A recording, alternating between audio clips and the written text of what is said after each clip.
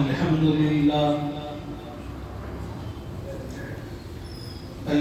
لله رب العالمين، والصلاة والسلام على سيد المرسلين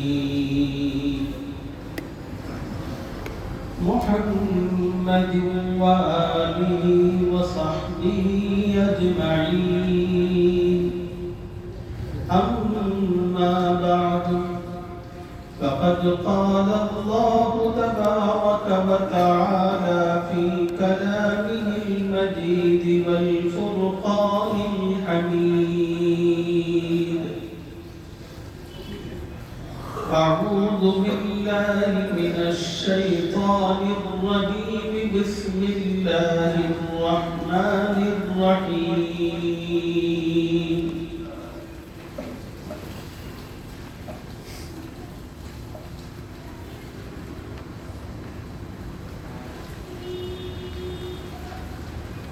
وسارعوا إلى مغفرة من ربكم وجنة عرضها السماوات والأرض أعدت للمتقين. وقال تعالى في مقام آخر: فاستبقوا الخيرات. صدق الله العظيم.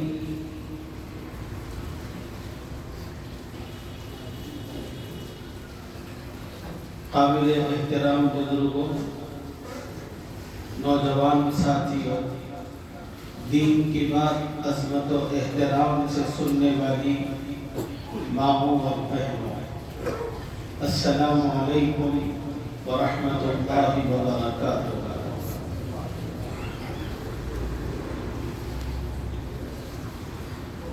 آج کی اس بابرکت مجلس میں آپ حضرات کی خدمت میں کچھ ایسے اعمال کا تذکرہ کریں گے جن اعمال کو اہتمام سے کرنے پر رسول اللہ صلی اللہ علیہ وسلم نے اپنی زبان مبارک سے جنت کی خوشخبری اور بشارت سنائی ہے۔ ہر مومن و مسلمان کی یہ تمنا اور خواہش ہوتی ہے کہ آخرت میں مجھے کامیابی حاصل ہو اور جنت میں مجھے ٹھکانہ نصیب ہو۔ میں ایسے اعمال آپ کی خدمت میں عرض کرنا چاہتا ہوں جن اعمال پر انشاءاللہ آخرت میں کامیابی بھی حاصل ہوگی اور جنت میں ٹھکانہ بھی ملے گا۔ اور یہ بڑے آسان اعمال ہے۔ لوگ سمجھتے ہیں کہ جنت حاصل کرنے کے لیے، آخرت کی نجات اور کامیابی کے لیے بہت پاپڑ بیلنے پڑتے ہیں۔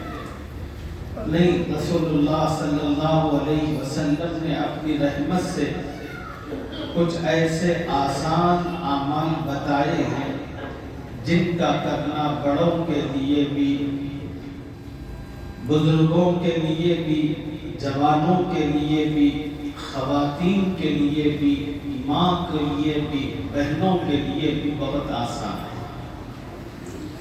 اور جن اعمال کو میں بیان کرنے جا رہا ہوں ان میں تقریباً وہ اعمال ہیں جو آپ کی روزمرہ کی زندگی میں موجود ہیں۔ تقریباً اعمال وہ ہیں جن پر آپ حضرات کا عمل پہلے ہی سے ہے، لیکن ان اعمال کی اہمیت کا، ان کی فضیلت کا آپ کو اندازہ نہیں ہے کہ جو عمل ہم کر رہے ہیں یہ کتنے فضیلت والے اعمال ہیں، یہ کتنی اہمیت والے اعمال ہیں۔ ان کی تھوڑی سی اہمیت آج کی بابرکت مجلس میں آپ کی خدمت میں عرض کرتا ہوں تاکہ ان اعمال کو کرنے کا اور ذوق و شوق آپ کے اندر پیدا ہو، اور جب آپ ان اعمال کو کریں تو بڑے اہتمام کے ساتھ کریں۔ حضور صلی اللہ علیہ وسلم نے احادیث مبارکہ میں اس طرح کے آسان اور مختصر اعمال کی ایک تفصیل بیان فرمائی ہے۔ ان میں پہلا عمل ہے وضو اور وضو کے بعد کی دعا۔ پہلا عمل ہے وضو اور وضو کے بعد کی دعا۔ حضرت عمر بن خطاب رضی اللہ تعالی عنہ سے مروی ہے، فرماتے ہیں رسول اللہ صلی اللہ علیہ وسلم نے ارشاد فرمایا، جو مسلمان وضو کرتا ہے اور اچھی طرح وضو کرتا ہے، یعنی وضو کے دوران اہتمام کے ساتھ ایک ایک عضو کو دھونا، مل مل کر اعضاء وضو کو دھونا، متواتر اور مسلسل دھونا، اس طرح جو مسلمان وضو کرتا ہے اور اچھی طرح وضو کرتا ہے اور اپنے وضو کو ختم کرنے کے بعد کلمہ شہادت پڑھتا ہے، اشہد ان لا الہ الا اللہ وحدہ لا شریک لہ وَأَشْهَدُ أَنَّ مُحَمَّدًا عَبْدُهُ وَرَسُولُهُ، اور پھر کلمہ شہادت کے ساتھ نبی علیہ السلام نے ایک دعا بیان فرمائی ہے، اس دعا کو ملا لیتا ہے۔ نبی علیہ السلام نے جو دعا بتائی ہے وہ ہے اللہم اجعلنی من التوابین واجعلنی من المتطہرین، جس کا ترجمہ یہ ہے، اے اللہ آپ مجھے توبہ کرنے والوں میں سے بنا دیجئے، اور اے اللہ آپ مجھے پاکیزہ باطہارت لوگوں میں سے بنا دیجئے۔ جب مسلمان اچھی طرح وضو کرتا ہے، وضو کے بعد کلمہ شہادت پڑھتا ہے اور کلمہ شہادت کے ساتھ اس دعا کو ملا لیتا ہے، رسول اللہ صلی اللہ علیہ وسلم نے فرمایا اللہ تعالیٰ اس مومن و مسلمان کو جنت عطا فرماتے ہیں۔ وضو والا جو عمل ہے، ہر بڑا، ہر بزرگ، ہر جوان، ہر ماں، ہر بیٹی نمازوں کے موقع پر اس عمل کو کرتی ہے، لیکن ہم لوگوں کو اس عمل کی عظمت کا اور اس کی فضیلت کا اندازہ نہیں ہے۔ یہ جو عمل وضو والا آپ کرنے جا رہے ہیں اور آپ کرتے ہیں، یہ اتنا بافضیلت عمل ہے، اتنا بافضیلت عمل ہے، اگر کوئی مسلمان اس وضو کے عمل کو اچھی طرح کرے اور پھر وضو کے ختم پر دعا کا اہتمام رکھے، اور پھر نبی علیہ السلام نے جو مختصر سی دعا بتائی اس دعا کو بھی پڑھ لے، نبی علیہ السلام نے فرمایا کہ اللہ تعالیٰ اس کو جنت عطا فرماتے ہیں۔ اور جو دعا بتائی گئی یہ کوئی لمبی چوڑی دعا نہیں ہے جس کا یاد کرنا بزرگوں کے لیے بہت مشکل ہو۔ آج لین کی دعا ہے، تھوڑی سی توجہ اور محنت کی بنیاد پر اگر کسی کو یاد بھی نہ ہو تو وہ یاد کر سکتا ہے، اور کلمہ شہادت تو وہ ہے جو ہر مسلمان کی زبان پر موجود ہے، اس کلمہ شہادت کے ساتھ اس دعا کا اہتمام رکھے تو اللہ کے نبی کی جانب سے خوشخبری ہے، اللہ اس کو جنت عطا فرماتے ہیں۔ سوال یہ پیدا ہوتا ہے دین اسلام کے اندر وضو کی اتنی فضیلت اور اتنی اہمیت کیوں ہے؟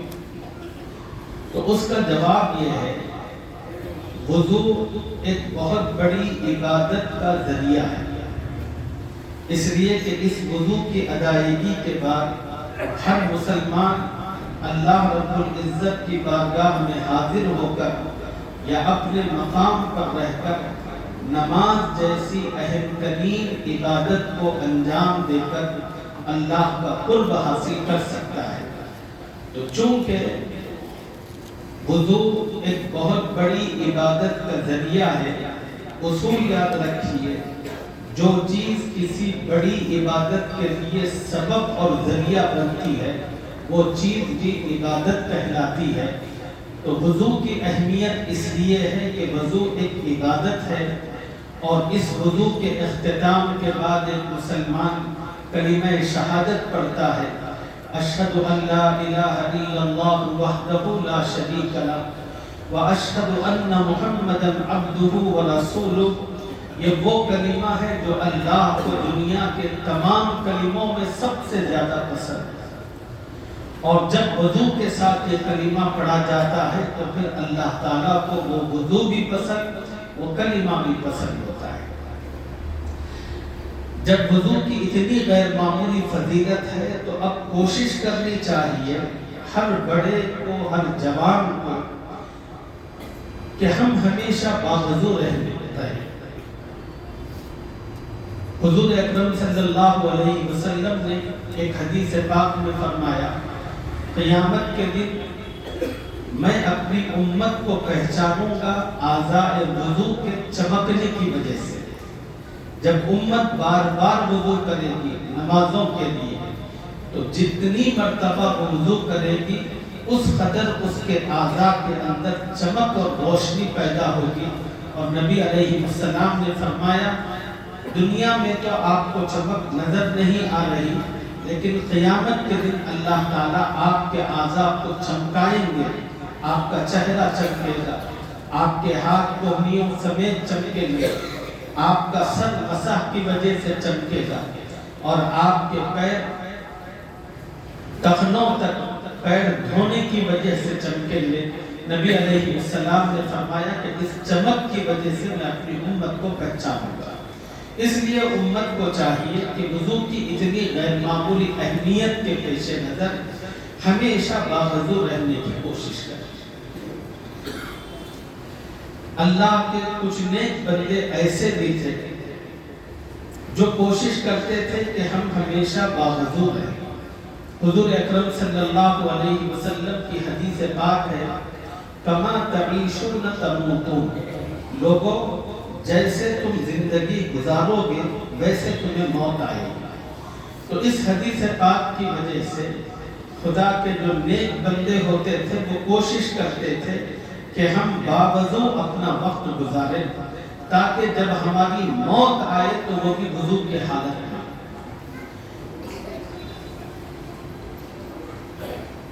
اس موقع پر نعمت کے طور پر میں اپنی دادی کا واقعہ آپ حضرات کو سناتا ہوں۔ منبر رسول کے قریب ہو کر کھڑا ہوں اور بول رہا ہوں۔ میری دادی کے اندر یہ عادت تھی، جب بھی وضو ٹوٹتا تھا وضو کرتی تھی۔ وہ رات کے 2 بج رہے ہوں، وہ دن کا کوئی بھی وقت ہو، ان کو وضو کے لیے نماز کی ضرورت نہیں تھی، ہمیشہ 24 گھنٹے باوضو رہتی تھی، اور جب بھی ان کا وضو ٹوٹتا تھا اسی وقت وضو کا اہتمام کرتی تھی۔ یہی عادت آپ حضرات کو بھی کوشش اور اہتمام کے ساتھ اپنی زندگی میں پیدا کرنی چاہیے۔ یہ کوئی بہت مشکل نہیں ہے کہ آپ کے لیے بڑی مشقت اٹھانی پڑتی ہو، بڑی مصیبتیں جھیلنی پڑتی ہو، یہ بڑا آسان ہے۔ جب بھی آپ طہارت کے لیے جاتے ہیں اور جب بھی آپ کسی بڑی ضرورت کے لیے جاتے ہیں، اپنی ضرورتوں سے فارغ ہو کر جب آپ باہر نکلتے ہیں، نکلنے سے پہلے آپ مسجد میں ہوں تو وضو کریں، گھر میں ہوں تو وضو کر کے باہر آئیں۔ حدیث پاک میں آتا ہے، نبی علیہ السلام نے فرمایا، الوضوء سلاح المؤمن، وضو مومن کا ہتھیار ہے۔ جیسے ایک فوجی کے پاس اس کا اپنا ہتھیار ہوتا ہے، ایک پولیس کے پاس اس کا اپنا ایک ہتھیار ہوتا ہے، اور ہتھیار یہ ایسی چیز ہے کہ جب ہتھیار پاس ہوتا ہے تو سب لوگ ڈرتے ہیں۔ حضور اکرم صلی اللہ علیہ وسلم نے فرمایا، اسی طرح اللہ نے مومن کا بھی ایک ہتھیار رکھا ہے، اور مومن کا ہتھیار ہے وضو۔ نبی علیہ السلام نے فرمایا، جو مومن باوضو ہوتا ہے اور باوضو رہتا ہے، شیطان اس کے قریب آنے کی ہمت اور جرأت نہیں کرتا۔ بہت سارے لوگ بہت سی مرتبہ مجھ سے آ کر ملاقات کرتے ہیں اور کہتے ہیں کہ مولانا برے خیالات اور مختلف قسم کے خواہشیں دل و دماغ کے اندر ایسی آتی رہتی ہیں جس کو ہم بیان کرنا بھی مناسب نہیں سمجھتے۔ آپ کوئی ایسا عمل بتائیے جس کے نتیجے میں ان خیالات کا سلسلہ ختم ہو جائے۔ تو میں ان لوگوں کو مختلف قسم کے اعمال بتاتا ہوں۔ آج ایک اور عمل آپ حضرات کو بتا رہا ہوں، وہ یہ ہے کہ آپ باوضو رہنے کی کوشش کریں، اس لیے کہ جو مسلمان باوضو رہتا ہے، نبی علیہ السلام نے فرمایا کہ شیطان اس سے ڈرتا ہے۔ تو پہلا آسان عمل ہے جس کے نتیجے میں اللہ تعالیٰ کی طرف سے جنت ملتی ہے، وہ عمل ہے وضو، اور وضو کے بعد دعا پڑھنے کا اہتمام۔ دوسرا عمل ہے تحیۃ الوضو۔ تحیۃ الوضو کہتے ہیں وضو کرنے کے بعد 2 رکعت نفل نماز پڑھنا۔ حضرت عبداللہ بن بریدہ رضی اللہ تعالی عنہ اپنے والد سے روایت کرتے ہیں، رسول اللہ صلی اللہ علیہ وسلم ایک دن صبح فرمائی اور فوراً نماز کے بعد حضرت بلال کو طلب کیا۔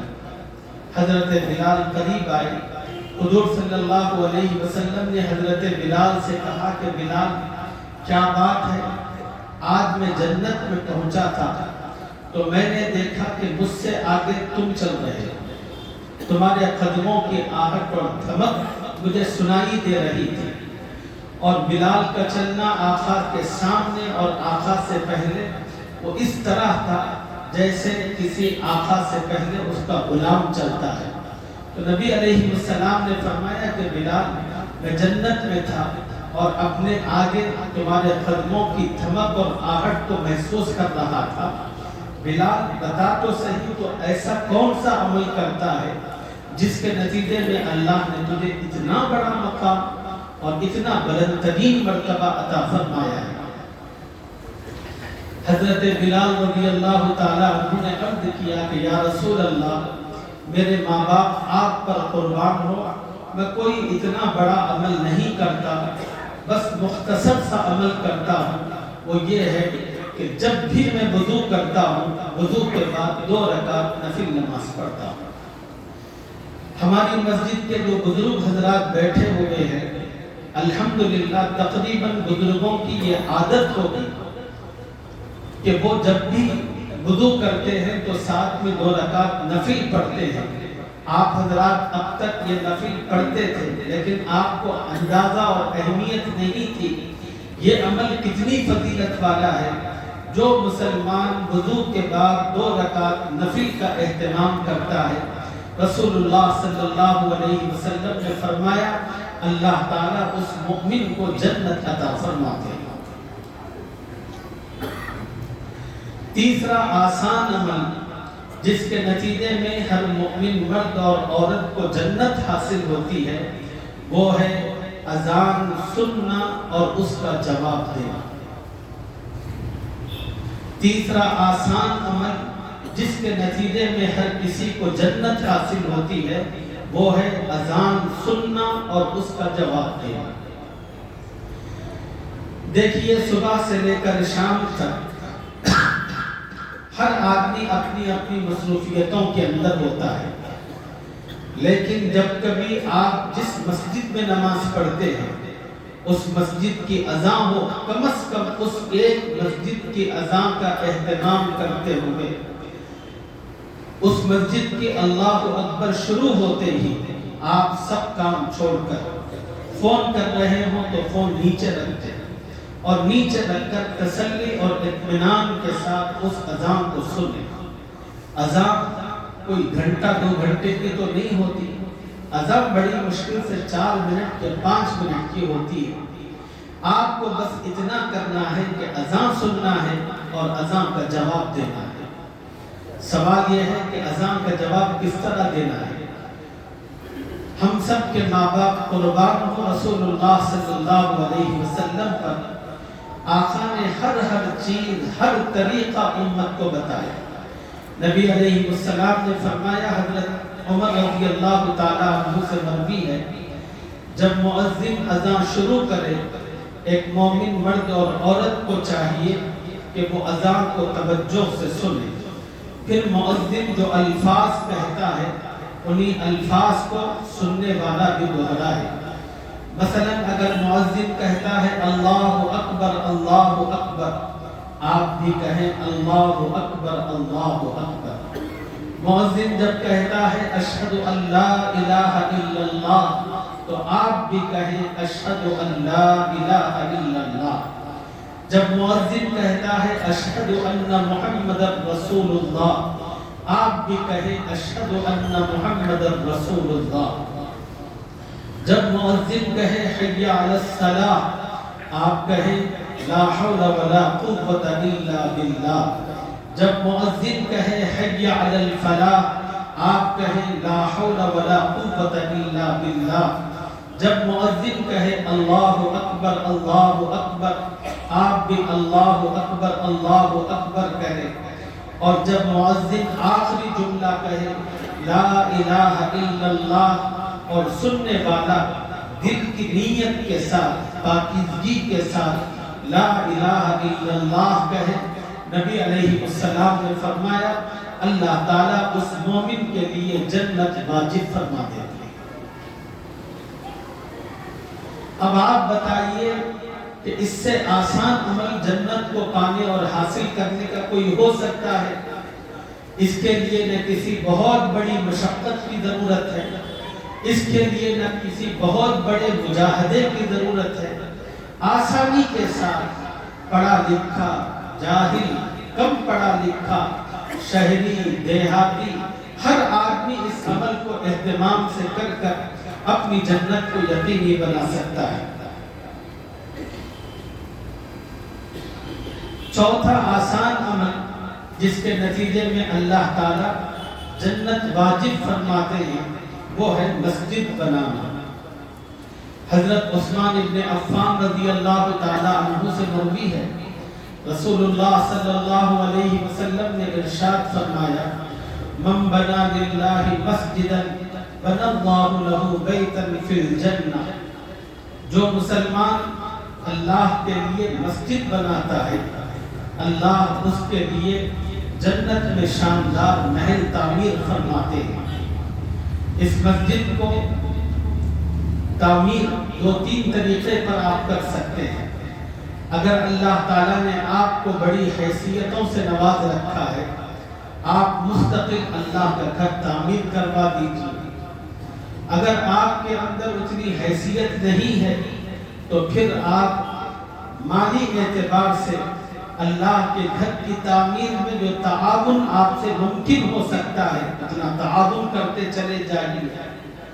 اور تیسرا یہ ہے کہ اگر کوئی آدمی بالکل غریب ہے تو اللہ تعالیٰ کو کوئی لاکھوں کی ضرورت نہیں ہے، آپ اپنی حیثیت کے مطابق جو کر سکتے ہیں کیجئے، پھر اللہ اپنی شان کے مطابق آپ کے ساتھ معاملہ فرمائے گا۔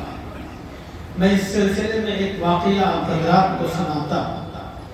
حضرت ابراہیم خلیل اللہ علیہ السلام کو جب نمرود نے آگ میں ڈالا تھا، وہ آگ بہت بڑی اور بھیانک تھی اور اتنی زبردست تھی کہ اس آگ کی جو لپیٹیں اٹھتی تھی وہ کئی میل بلندی تک پہنچتی تھی اور کسی کی مجال نہیں تھی کہ اس آگ کے قریب جائے۔ چنانچہ سیدنا ابراہیم علیہ السلام کو نمرود نے جھولے میں بٹھا کر اور اس کو پوری قوت سے گھما کر آگ کو اس آگ کے اندر پھینکا۔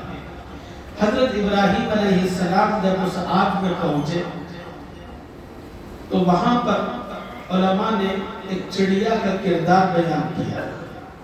چڑیا کا کردار یہ تھا کہ وہ چڑیا اپنی چونچ میں ایک قطرہ پانی آ سکتا ہے، اس پانی کو لے رہی تھی اور آگ کے قریب جا کر اس کو چھوڑ رہی تھی۔ کسی صاحب دل نے، کسی دیکھنے والے نے دیکھا اور بڑی حیرت سے اس چڑیا سے کہا کہ اے چڑیا تو کیا کر رہی ہے؟ تجھے پتا ہے کہ یہ آگ کتنی زبردست اور خطرناک ہے؟ بھلا تیرے ایک قطرے پانی سے یہ کہاں بجھ سکتی ہے، اور تیری اس جستجو اور محنت سے ابراہیم خلیل اللہ کو کہاں ریلیف مل سکتا ہے؟ اس چڑیا کا جواب بڑا شاندار تھا۔ یہ جواب ہر ایمان والے مرد عورت کو اپنے دل پر نقش کرنے کی ضرورت ہے۔ اس چڑیا نے کہا کہ ہاں میں بھی جانتی ہوں کہ میرے اس پانی سے آگ بجھ نہیں سکتی، ابراہیم علیہ السلام کو ریلیف نہیں مل سکتا، لیکن میں اتنا ضرور جانتی ہوں قیامت کے دن جب اللہ تعالیٰ تمام انسانوں کے سامنے جب سوال کریں گے اپنے بندوں سے کہ جب میرے خلیل سیدنا ابراہیم کو نمرود کی آگ میں ڈالا گیا، اس وقت تم لوگوں نے میرے خلیل کو بچانے کے لیے کیا کردار ادا کیا؟ اس وقت میں فخر سے اٹھ کر اللہ کے سامنے کہہ سکوں گی، اے اللہ میرے اندر جتنی سکت اور طاقت تھی، اپنی سکت اور طاقت کے مطابق میں نے تیرے خلیل کا ساتھ دینے کی بھرپور کوشش کی۔ تو میرے محترم بزرگوں دوستو، بالکل یہی معاملہ، اگر کوئی بہت غریب ہے، ہزاروں نہیں دے سکتا، وہ روپیوں میں تو دے سکتا ہے، ایک مرتبہ کے کم از کم اتنے پیسے خدا کے گھر اور مسجد میں ضرور لگائے کہ جن پیسوں کے نتیجے میں کچھ اینٹیں حاصل ہو جائیں اور آپ کے وہ پیسوں کی اینٹیں مسجد میں لگ جائیں۔ نبی علیہ السلام نے اس کی بشارت اور خوشخبری سنائی، من بنا للہ مسجدا بنا اللہ لہ بیتا فی الجنہ، اللہ تعالیٰ اس شخص کے لیے جنت میں محل تعمیر فرماتے ہیں۔ اور اسی طرح یہ فضیلت اس مومن کو بھی حاصل ہوگی جو مسجد کا خرچہ چلانے میں اپنا تعاون اور اپنا کردار ادا کرتا ہے۔ پانچواں آسان عمل جس کے نتیجے میں اللہ تعالیٰ جنت آسان فرماتے ہیں وہ ہے نماز کا اہتمام۔ حضرت عبادہ ابن صامت رضی اللہ تعالیٰ عنہ سے مروی ہے، رسول اللہ صلی اللہ علیہ وسلم نے ارشاد فرمایا، 5 نمازیں ہیں جنہیں اللہ تعالیٰ نے فرض فرما رکھا ہے۔ جو کوئی مسلمان وقت کے اہتمام کے ساتھ، پابندی کے ساتھ، اطمینان کے ساتھ، تسلی کے ساتھ ان نمازوں کو پڑھتا ہے، اللہ رب العزت کا وعدہ ہے کہ اللہ اس شخص کو جنت عطا فرمائے۔ یہ 5 نمازیں وہ ہیں جن کو پڑھنے کی ہر مسلمان کوشش کرتا ہے۔ ہمارے معاشرے میں سے تقریباً لوگ ان نمازوں کا اہتمام کرتے ہیں، نہ صرف مرد اہتمام کرتے ہیں بلکہ گھر کے اندر خواتین بھی ان نمازوں کو پڑھنے کا اہتمام کرتی ہیں، مگر ان نمازوں کے پڑھنے سے متعلق نبی علیہ السلام نے چند باتیں کہی۔ پہلی بات یہ کہی کہ ان نمازوں کو وقت پر پڑھیں، اور دوسری بات نبی علیہ السلام نے فرمائی کہ ان نمازوں کو اطمینان کے ساتھ، توجہ کے ساتھ پڑھیں۔ ایسا نہیں کہ کوئی جلاد آپ کی پیٹھ پر کھڑا ہوا ہے، جلدی جلدی پڑھ رہے ہیں، نہ رکوع صحیح ہو رہا ہے، نہ سجدہ صحیح ہو رہا ہے۔ ایسے بھی آپ نماز پڑھ لیں گے اور اطمینان سے بھی آپ پڑھیں تو نماز پڑھ سکتے ہیں۔ جلدی کی نماز 4 منٹ میں ہوگی اور اطمینان والی نماز 7 منٹ میں ہوگی۔ 3-4 منٹ اگر آپ کے زائد لگ جائیں تو کون سی قیامت برپا ہونے والی ہے؟ تو آپ نماز اللہ کے لیے پورے اطمینان کے ساتھ، تسلی کے ساتھ پڑھیں۔ اور نبی علیہ السلام نے فرمایا جب کوئی مومن و مسلمان اطمینان اور تسلی کے ساتھ اپنی نماز پوری کرتا ہے تو اللہ تعالیٰ اس کو جنت عطا فرماتے ہیں۔ چھٹا عمل ہے، نبی علیہ السلام نے فرمایا نوافل کا اہتمام۔ یہ بھی ایسا عمل ہے کہ اس کی وجہ سے اللہ تعالیٰ جنت عطا فرماتے ہیں۔ حضرت عائشہ صدیقہ رضی اللہ تعالی عنہا سے مروی ہے، نبی صلی اللہ علیہ وسلم نے ارشاد فرمایا 12 رکعتیں ہیں دن رات میں جو کوئی مسلمان ان 12 رکعتوں کو 5 نمازوں کے علاوہ پڑھے گا اللہ تعالیٰ اس کے لیے جنت میں داخلہ نصیب فرماتے ہیں۔ ان میں 12 رکعتیں کون سی ہیں؟ ظہر کی نماز سے پہلے کی 4 رکعت، ظہر کی نماز کے بعد کی 2 رکعت، کتنے ہو گئی؟ 6 رکعتیں ہو گئی۔ مغرب کی نماز کے بعد 2 رکعت، کتنی ہو گئی؟ 8۔ عشاء کی نماز کے بعد فرض کے بعد 2 رکعت، 10، اور پھر فجر کی نماز سے پہلے کی 2 رکعت، یہ جملہ 12 رکعتیں۔ یہ جو 12 رکعتیں ہیں، ان 12 رکعتوں کو سنت مؤکدہ کہا جاتا ہے۔ سنت مؤکدہ ان سنتوں کو کہتے ہیں جن سنتوں کو رسول اللہ صلی اللہ علیہ وسلم بڑی پابندی کے ساتھ، بڑے اہتمام کے ساتھ ادا فرمایا کرتے تھے، اور جو کوئی مسلمان ان نمازوں کا اہتمام کرتا ہے اللہ تعالیٰ اس کو بھی جنت عطا فرما دے گا۔ اور پھر اس کے ساتھ نوافل کا اہتمام۔ اور ایک صحابی ہیں حضرت ربیعہ بن کعب رضی اللہ تعالیٰ عنہ، وہ فرماتے ہیں میں ایک رات حضور صلی اللہ علیہ وسلم کے ساتھ آرام کر رہا تھا، اور نبی علیہ السلام کی عادت تھی رات کا کچھ حصہ گزرنے کے بعد آپ اٹھتے تھے اور وضو بنا کر تہجد کی نماز کے لیے کھڑے ہو جاتے تھے۔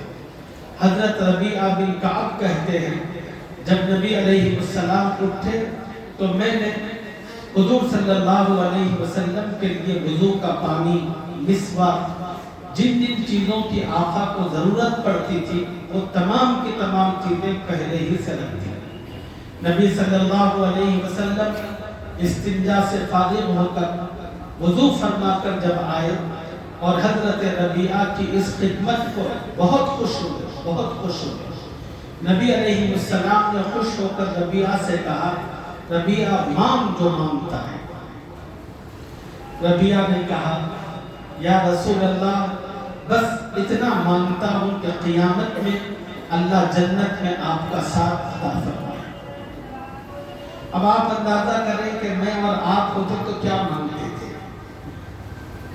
ہم بھی سطحی قسم کے اور ہماری خواہشات بھی انتہائی سطحی قسم کی ہوتی ہے۔ اگر ہمیں مانگنا ہوتا تو ہم مانگتے یا رسول اللہ دعا فرما دیجئے کہ مجھے ایک کمپنی مل جائے، یہی ہماری چاہتیں ہوتی ہیں۔ جب نبی علیہ السلام نے ان سے کہا کہ مانگ کیا مانگتا ہے، انہوں نے کہا کہ یا رسول اللہ بس اتنا چاہتا ہوں قیامت میں جنت کے اندر آپ کا ساتھ نصیب ہو۔ رسول اللہ صلی اللہ علیہ وسلم نے ان سے پوچھا کہ ربیعہ کیا اس کے علاوہ بھی کوئی خواہش ہے؟ تو حضرت ربیعہ نے فرمایا کہ یا رسول اللہ اس کے علاوہ کوئی خواہش نہیں ہے۔ حضور صلی اللہ علیہ وسلم نے حضرت ربیعہ سے کہا ربیعہ اگر تیری خواہش ہے کہ جنت میں تو میرے ساتھ رہنا چاہتا ہے تو پھر تو کثرت سجدوں کے ذریعے میری مدد کر، کثرت سجدہ کے ذریعے میری مدد کر، یعنی تو کثرت سے نوافل کا اہتمام کر۔ اس لیے کہ 2 رکعت نفل پڑھے گا، جتنے نفل پڑھے گا اتنے سجدے زیادہ ہوں گے، اور جتنے سجدے زیادہ ہوں گے خدا کا قرب اسی اعتبار سے تجھ کو حاصل ہوگا اور تم اس سے قریب ہوتا چلا جائے گا۔ نوافل کا اہتمام بھی ایک ایسا عمل ہے جس کے نتیجے میں اللہ رب العزت کے یہاں جنت نصیب ہوتی ہے۔ یہ چند مخصوص اعمال ہیں جو حدیث پاک میں موجود ہیں، جن کی تفصیل آپ کی خدمت میں رکھی، اور یہ وہ اعمال ہیں جو میرے اور آپ کی روزمرہ کی زندگی میں تقریباً موجود ہیں، لیکن ان اعمال کی اہمیت کا اندازہ ہمیں نہیں تھا۔ میں نے اہمیت تھوڑی سی آپ کی خدمت میں رکھ دی تاکہ یہی اعمال جو آپ کر رہے ہیں ان اعمال کو آپ پورے ذوق کے ساتھ، اہتمام کے ساتھ، توجہ کے ساتھ کریں۔ اللہ تعالیٰ ان اعمال کو اہتمام سے انجام دیتے ہوئے ہم سب کو اپنی نجات یقینی بنانے اور اپنے کرم سے جنت حاصل کرنے کی توفیق اور سعادت عطا فرمائے۔ آمین یا رب العالمین.